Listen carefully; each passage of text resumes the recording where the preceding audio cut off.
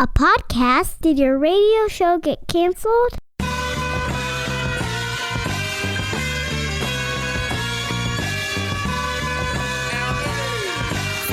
Fire. Low down and filthy, but the discipline is on point. Schooled myself, made my own dojo. A cold flow with the whole dose of soul. Maintain composure, even in theory. An anomaly, properties undiscernible. This week on the $1 Million Plan, I talked to Kira. We're going to talk about making sure her retirement works. She's really close. We got a few I's to dot and T's to cross. She chose the fake name Kira this episode, and I'm going to choose a fake name for this episode, and I'm going to be Gary. So, Kira, welcome to the show. We're with Gary the Planner. Hey, Gary. How are you today? Thanks for playing along. If you get to choose your name, do you think really, your name is something else, but if you got to choose your name from scratch, would you choose Kira as your real name, do you think? Probably not. Yeah, I wouldn't choose Gary either, because I feel like I would need to shave my beard and just have a much bushier mustache. All right, so help us understand why you're here. You're trying to get your stuff together. You're on the cusp of making this happen. How old are you? What's going on? Where do you work? What's happening? So I'm 55. My husband retired 2 years ago. So Okay. he's got a retirement and Social Security. My daughter's moved down south. So I'm thinking eventually, probably within the next year, I'd like to move down south. Okay. Near her. However, I also know that once I leave my current job, I will never make what I'm making again. All right, so I have some clarifying questions all ready to ask. You're 55. Your husband's already on Social Security, so I can guess he's at least 62? He's 68. Okay, so he's 68. So he robbed the cradle to marry you. Good. That's a good deal for him. Good deal for him. So, and then you're in a profession now where your health insurance, I assume, is through your employer? Yeah. And so I think that's where we got to start, right? I mean, you may be able to financially walk away and support all other expenses in your life. The question becomes, what is the plan for healthcare if you were to shut it down at work next year? What's on your mind? Well, I can pick up. My husband was a Teamster. Okay. So I've saved that option that I could pick up insurance through Teamsters. It would be expensive. It would be $800 a month, maybe more by now. Okay. My other thought is maybe I was thinking I may try to do something online. Okay. Some type of. I'm a nurse. All right. So I think I can work per diem. I think I can keep my job up here for the summers, have a job down there. But yeah, insurance is the big concern. And then what? So what's stopping you from retiring today as we speak? Why wouldn't you retire today? Well, I'm not sure that I have enough saved. Okay. How much do you make a month right now? How much are you bringing home a month right now? How much am I bringing home a month? Well, officially, I bring home $2,200 a month. Okay, officially? Out of quite a lot. How about I make a unofficially? lot more than that. Okay, good, yeah. So it's all right. That's why we use fake names. Officially $2,200, but what do you when you say you make more than that? You mean you have more take-home pay that's somehow off the books, or that? Well, no, I have $1,600 a month goes into a savings. Okay, so you were making a lot more, but you're taking a lot of deductions. Right. Okay, excellent. So we need to replace $2,200 a month in health insurance, and that's when you can retire. Is that right? Mm-hmm. Okay, and you've got some assets sort of floating around. You've got a pension from a former gig, and you've got $150,000 or so you could take in a lump sum. Or am I to believe? Well, that's the.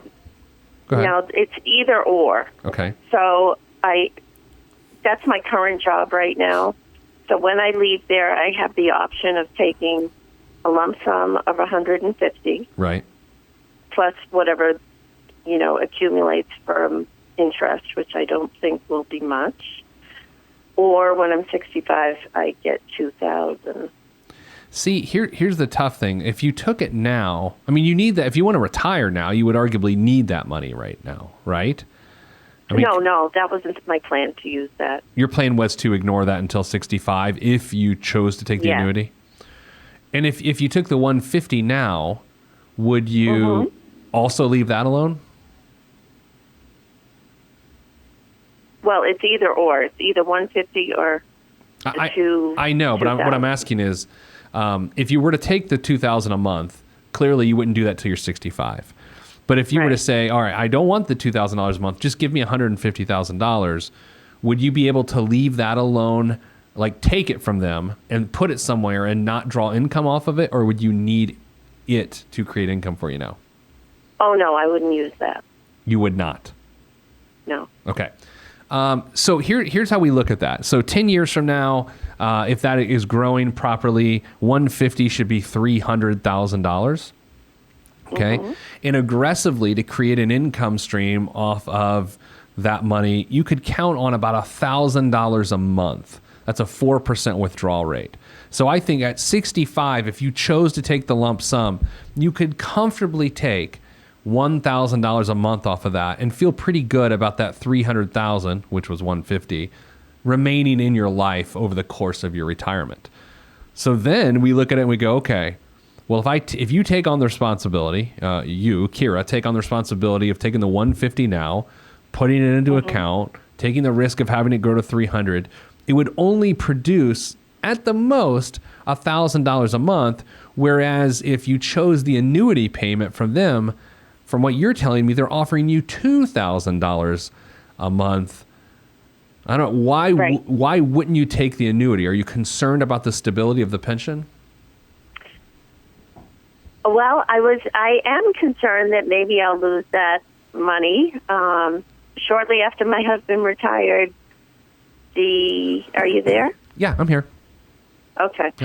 Shortly after my husband retired, the Teamsters changed the rules and said, oh, by the way, you could lose 80% of this. Eesh. So, I mean, it hasn't happened, but it's there. Yeah. Or actually, I guess it was the federal government that changed those rules. But you were at a hospital system, right? I am. Okay. And so it's a little different than the Teamsters. And there is always concern, right? If you have a pension, is it ever going to go away? And there are things like the PBGC, the Pension Benefit Guaranty Corporation, that step in and help people whose pensions go away because of default. So at first glance, with the information you gave me, I would have a hard time recommending to you anything other than taking the $2,000 a month. I think taking the cash is too much of a risk.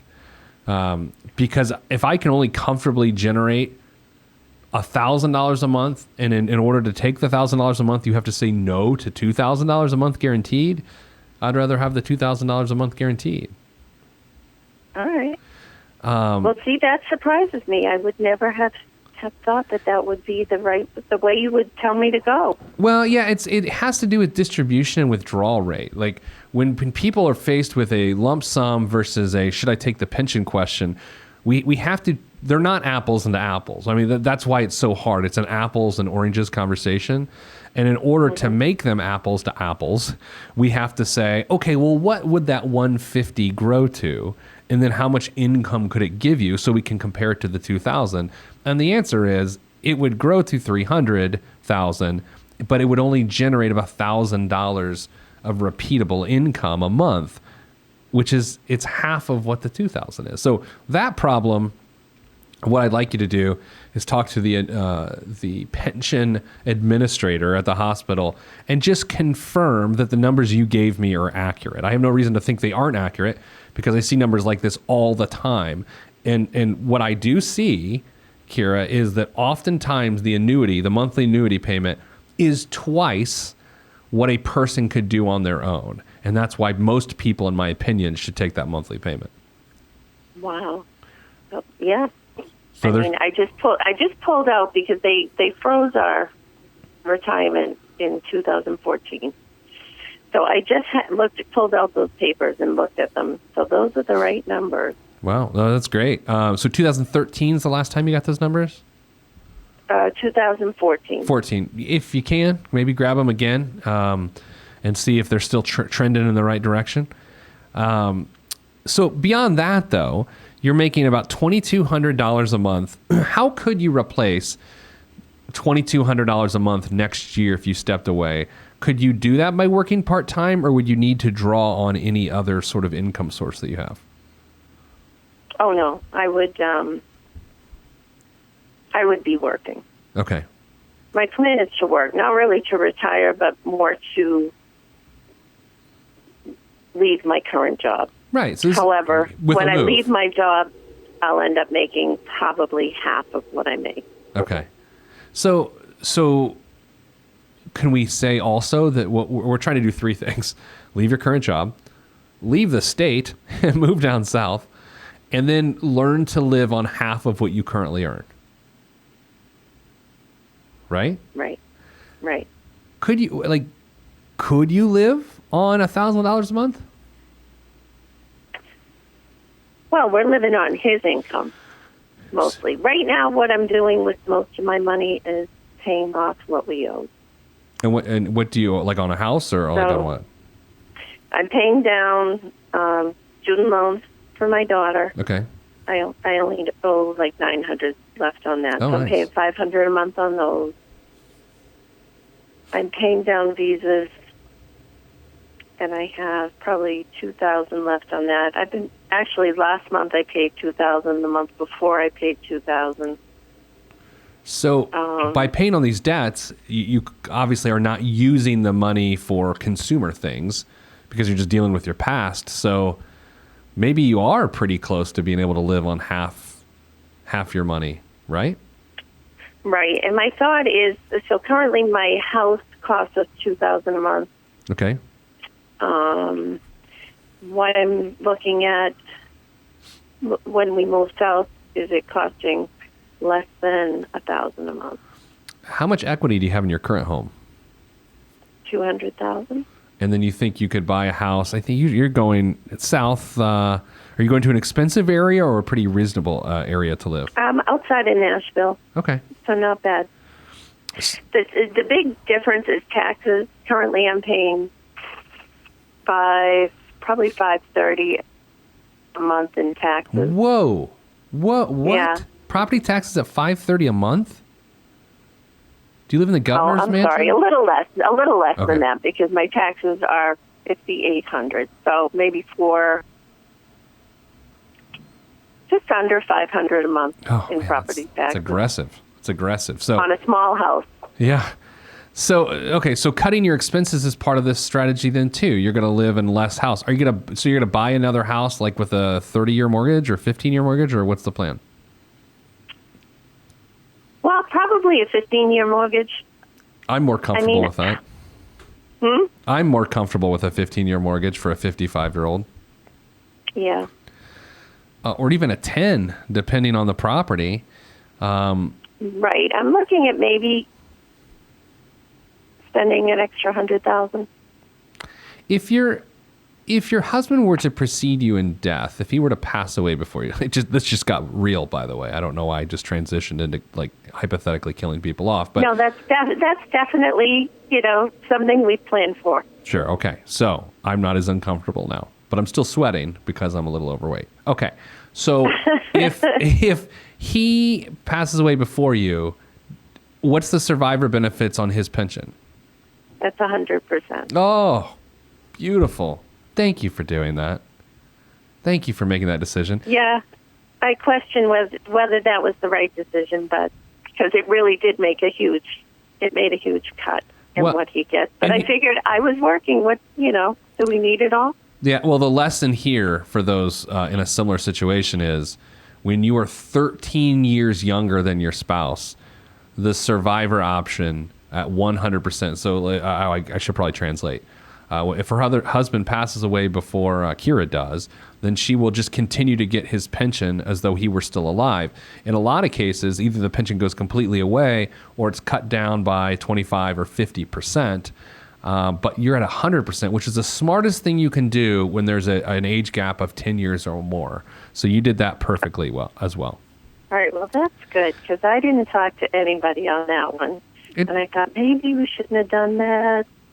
You know, it's hard. There's a lot of really big decisions to make around retirement. I don't think people realize that. There's pension decisions. There's when do you take Social Security? What do you do with housing? Like, there's a lot going on, right? Mm-hmm. How about other assets outside your pension that you have a decision to make on, and your husband getting his pension? Do you have any retirement accounts or big chunks of money? Oh, so I have a total of about $350 in a retirement fund. And to clarify, that's 350,000 American dollars? Yeah. Okay. Sometimes, look, you could have said 350 and meant $350. I was talking to one of my coworkers today, and this company asked me to go speak to their workers. And I said, oh, okay, well, what do they have in mind? And my coworker said, well, they want to hire you for $25. And I was like, oh, well, that's a little low for a normal rate, $2,500. It's pretty low. I don't think I want to do it. And she goes, no, they want to pay you $25. So that's why I had to clarify. And also, just to put out there, I will not come speak to anyone for $25. That's why we do this for free on this show, because I'd rather do it for free than $25. So $350,000. And is it current? Are you taking any money out of it currently? Oh, no. Okay. No, I'm not planning on touching that at least till I'm 67. So you really, this isn't even really a retirement issue now, what we're up against. This is, can you cut your living expenses in half and cut your wages in half and succeed? And I feel pretty good. I can't say with 100% certainty, but so far your plan makes sense, unless for some reason there's no nursing jobs outside of Nashville, Tennessee. No, there's plenty of jobs. I guess it's really. My big questions were: should I take the lump sum or leave the money in the pension? Leave it alone. For my pension. Yeah. Leave it alone. That's huge for me to have that answer. Also, how much should I continue to add?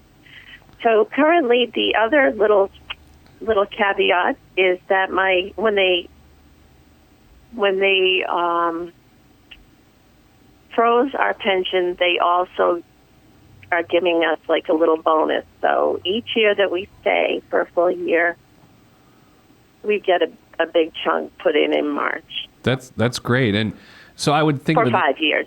So I would think over the next year, if you're still going to be working where you're working in the Northeast now for the next year, I would continue to aggressively pay down debt. That's number one. That is my number one goal for you, to eliminate those obligations.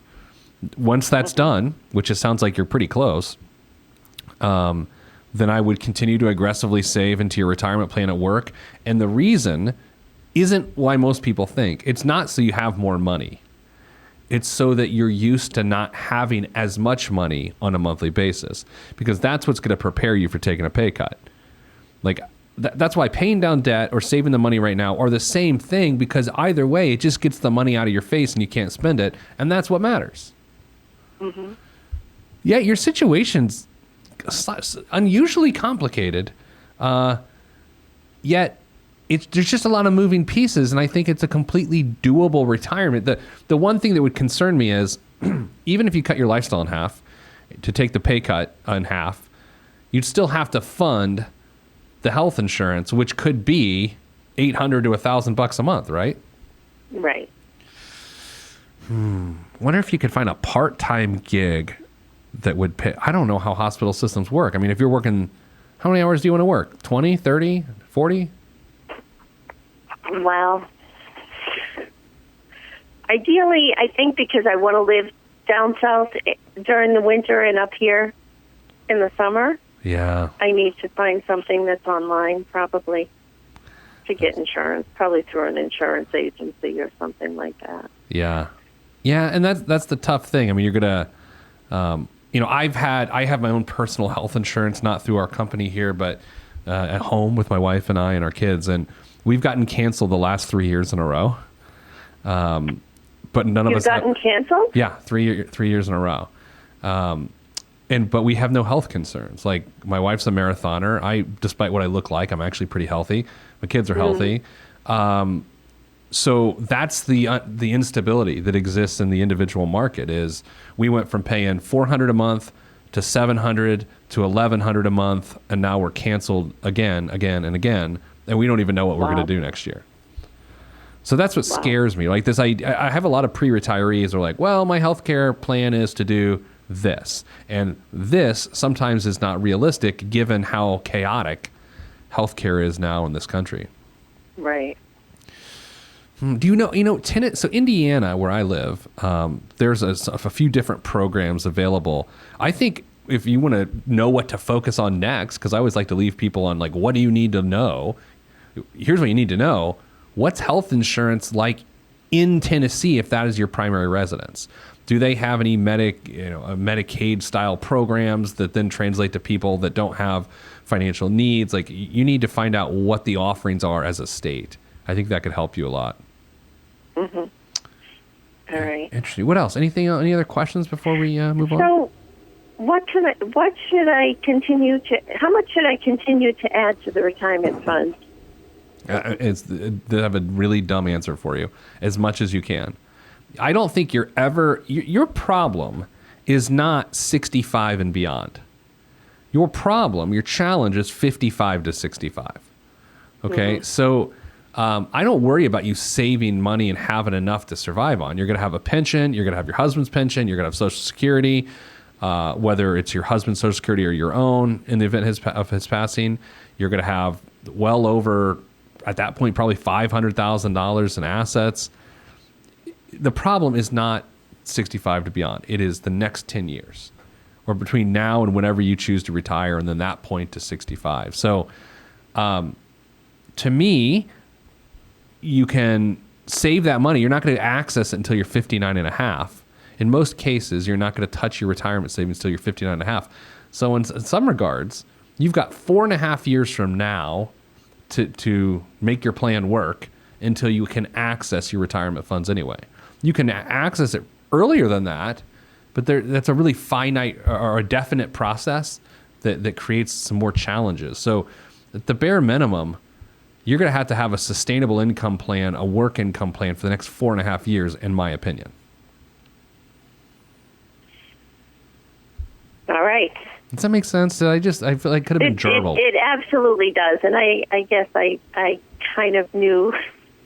That's what I was looking. I was hoping you would give me a better something different that I can have a little more options. I'm like a mirror. I deliver appropriate news, right? Like I got ready this morning. I was looking in the mirror and I was like, ugh, but it's real. That's what I'm dealing with. With this situation, I mean,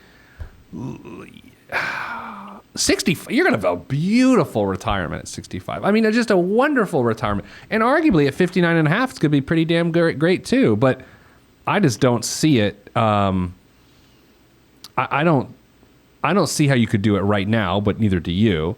I think you could maybe tiptoe into it, but I think health insurance is going to be the big challenge from now until you're 65, frankly. Mm-hmm. All right, so I got to find something. Or the gig you're looking for, right? Whatever nursing gig you're doing, if somehow you can find one that gives you less pay but pays for health care, that's even better. Mm. All right. Yeah, well, thank you so much.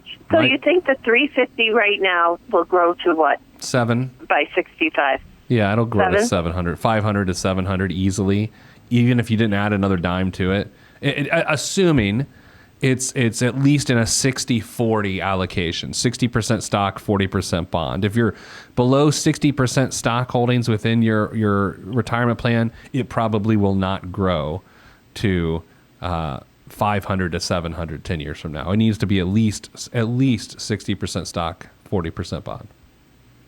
Okay. Oh, does that make sense? Yes. All right. Well, I hope you enjoy your drive and your move to Nashville. Do you like the hot chicken? Have you had the Nashville hot chicken yet?